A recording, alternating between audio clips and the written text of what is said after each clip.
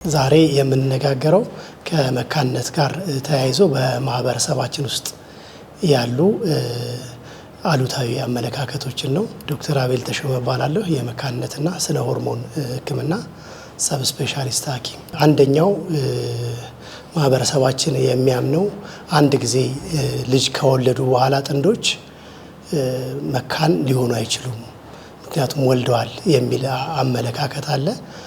መካንነት ግን ሁለት አይነት አለ።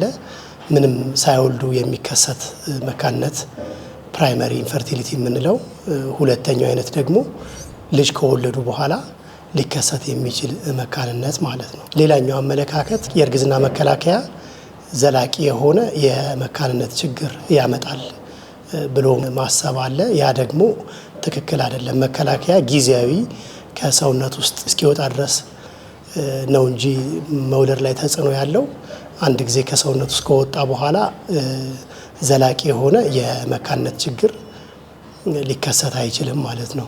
ሌላኛው አመለካከት አይቪኤፍ ከተሰራ በኋላ ጽንስ ወደ ማህፀን ከተመለሰ 100% ወይም ሙሉ በሙሉ እርግዝና መከሰት አለበት፣ ምክንያቱም ጽንስ ተመልሷል የሚል ነው። ያ ደግሞ ልክ አይደለም።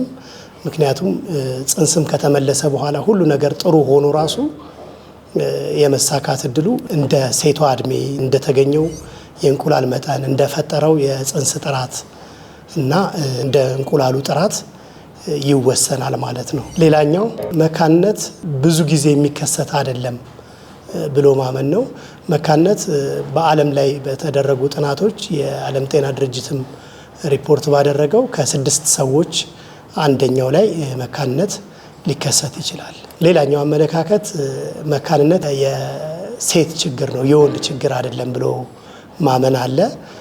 ግን በእኩል ደረጃ ነው መካንነትም ሊከሰት የሚችለው፣ ሁለቱም ላይ ወንድም ላይ ሴትም ላይ 50% ነው ሊከሰት የሚችለው። የሴት ችግር ብቻ አይደለም ማለት ነው።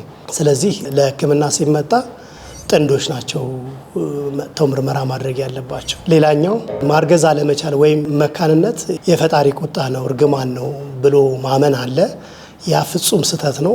ከዛ ጋር የተገናኘ አይደለም። መካንነት እንደ ማንኛውም የሕክምና ችግር ምክንያቶች አሉት። ሊታከምም እርዳታም ሊያገኝና ልጅ ሊገኝ ይችላል። ስለዚህ የፈጣሪ ቁጣ በፍጹም አይደለም ማለት ነው።